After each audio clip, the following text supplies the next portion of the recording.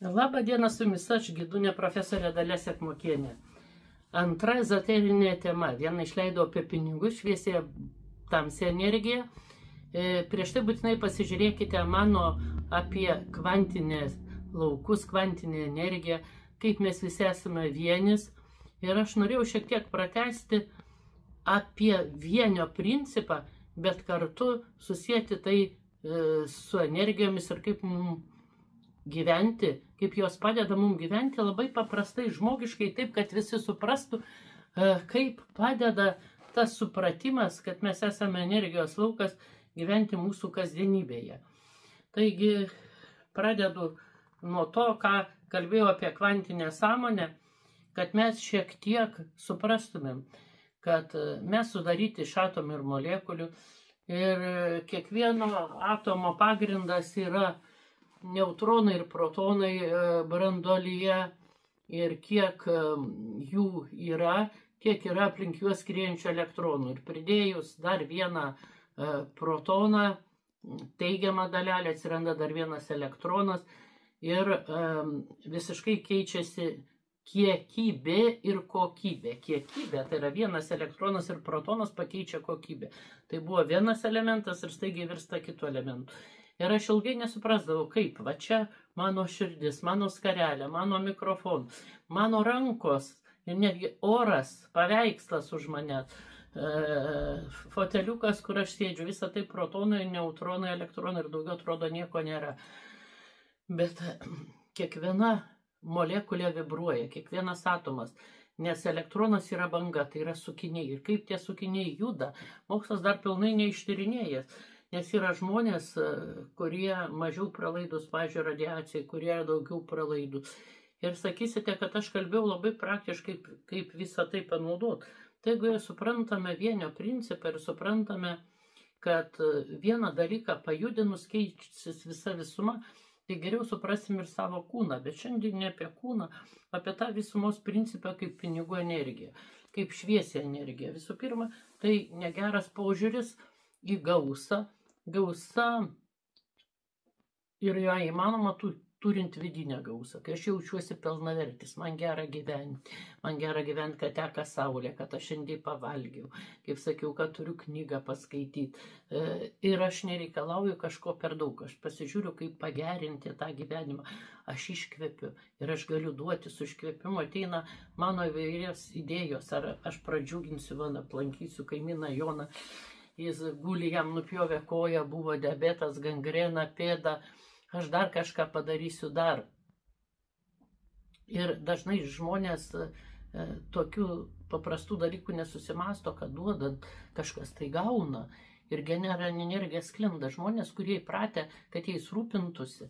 Sako, ir žmogus atsirado ne tada, kai sukūrė pirmus įrankius, o tai tada, kai kapuose randam žmonių su sugijusiais ir gyvenusiais, sulūžusiais kaulais, reiškia, jie buvo reikalingi kaip žmonės, o ne tai, kad gautų maistą kaip gyvūnai. Pavyzdžiui, labai ten su sulūžusiom kojom niekas jų neprižiūri, už tai, kad jie gyvūnai, o žmogus prižiūri žmonės. Taip ir pinigų energija reikalinga gausinti šeimą, bet kartu, kad ta visuomenė tobulėtų, kad mes kurtumėm. Mačiau švedę, kuri pasididžiuodama per YouTube rodė tam miestelį. Yra įrenginiai sportuot, parkas gražiai įrengtas. Ir jinai sako, čia visur mano ir už mano pinigus. Paskui paaiškėjo, kad tai švedai moka nemažus mokesčius ir tai aišku, kad jinai tuo džiaugiasi, o mes spardom, čia ne mūsų renginiai, čia ne mūsų. Juk viskas pastatyta už mūsų pinigus. Mane labiausia stebina, kad vartojame liaudyje tokie dalykai kaip valstybės pinigai, valdžios pinigai, lyg jie būtų ne mūsų. Valdžia surenka iš mūsų pinigus, reiškia jie mūsų. Aš praeitam video daviau pavyzdį, kad jeigu kolektyve kažkas kažkokiam reikalui, žygiui, pavyzdžiui, ekskursijai, surinks pinigus, samdys autobusą, nupirks žygiui reikalingą įrangą, nupirks kolektyviai valgyti, tai pinigai nebus to žmogaus, bus mūsų pinigai tik surinkti. Taigi valdžia perskirsto pinigus, bet pinigai visada mūsų. Taigi, eidami gražiai sutvarkytą parką, taip pat kaip ir švedai, turime sakyti, mes pastatėm mes, už mūsų pinigus įrengtas parkas, mūsų supoklis ir džiaukimės tuo. Mūsų. O to nėra. To nėra. Kiekvienas nenori tą mūsų nešti tos dalelės, o kodėl aš nežinau. Atsakykite, už tai labai kreipiuosi į jūs. O žmogus turi džiaugtis ir duodamas ir gaudamas. Ir aš šviesioj pinigų energijoje ir sakiau, žmonė visada globojo tuos ir dabar yra šalpos pensijos, ten invalidumo. Visos jos atiduodamos savanoriškai ir reikia būti dėkingo, aš nesakau, nusižeminimas ir dėkingumas nedaug dievė skiriasi, kad kažkas davė, paglobojo.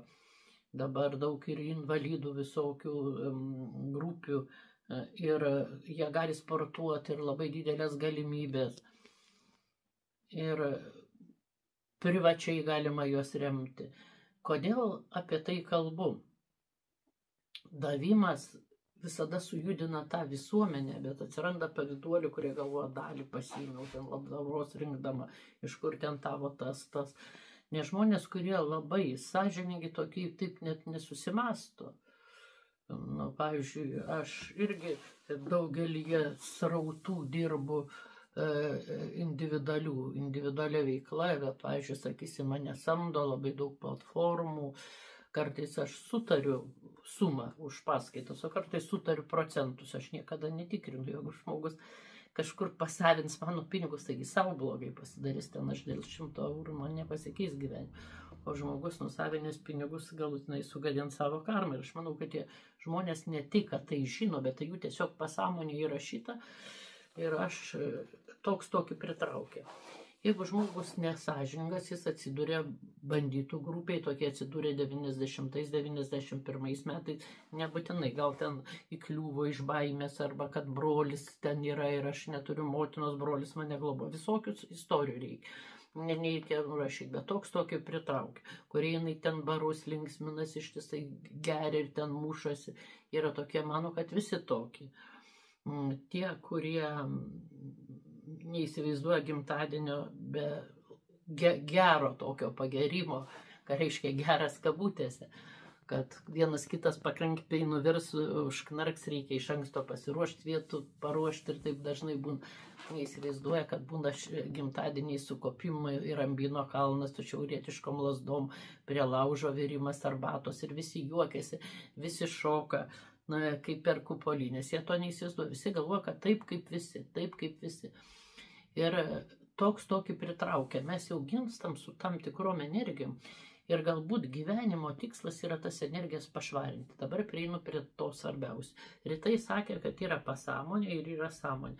Pasąmonė labai plati, nors yra uždara, priklauso tik mum, lygiai kaip žemė. Aš pasistačiau tvorą, bet tai nereiškia, kad čia ne kriukų žemė. Jeigu aš tos tvoros nematysiu, bus jis nematom, arba iš vis tvoros neturėsiu. Tik žinosiu, kur mano ribos yra. Čia mano sklypas, kitas sklypas klyptas. Tai mano pasąmonė bendra su mano giminės, su mano šeimos pirmiausia, į kolektyvo, Lietuvos ir netgi viso žemės. Ir iš sąmonė vadovauja pasąmonė. Ką aš galiu žmogus pasielgti spontaniškai arba man norisi pasielgti. Vienaip ar kitaip, taip kaip vadovauja mano pasąmonė. Vienas žudbūt nori taip, jo visai norai kitokie. Jis nelabai skaito, kad jis neturtingas, jis negali globotų gyvūnų, randa kačiuką, šuniuką, arba paspiria, arba visai nuspiria ant kelio sužeista. Kitas irgi galvoja, kad aš negaliu. Tai nors kaimynui nuneša. Trečias pagal įsitikinimus reikia žudbūt, parnešti, suteikti pirmąją pagalbą, jeigu visai negaliu ieškoti šeimininkų. Ir taip toliau. Kiekvienas elgiasi pagal pasąmonę. Mes gal tai vadinam įsitikinimus, vidinį veidrodžių viską. O mums reikia pasižiūrėti, iš kur mūsų norai kyla.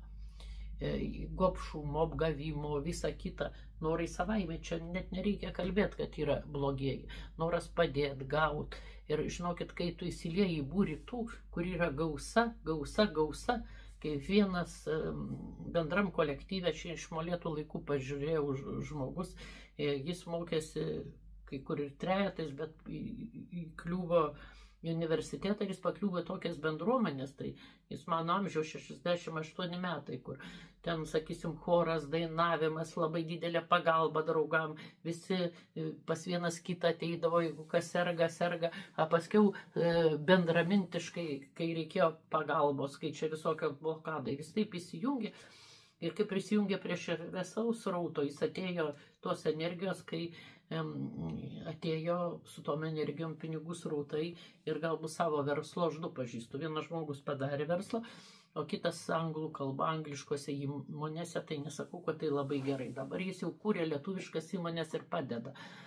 Ir turi daug vaikų, nes žmona labai nori daug vaikų ir jinai pamatė, kad tai finansiškai galima, vyras gali išlaikyti ir sako, jeigu tu mane išlaikysi ir nepyksi, kad aš nedirbu, tai aš noriu dar 5 vaiko, čia anksčiau buvo, dabar jie irgi 60 metų ir aš auginsiu, globosiu, man taip smagu juos vystyti, sprausti, kartu su vaikais pakeliauti.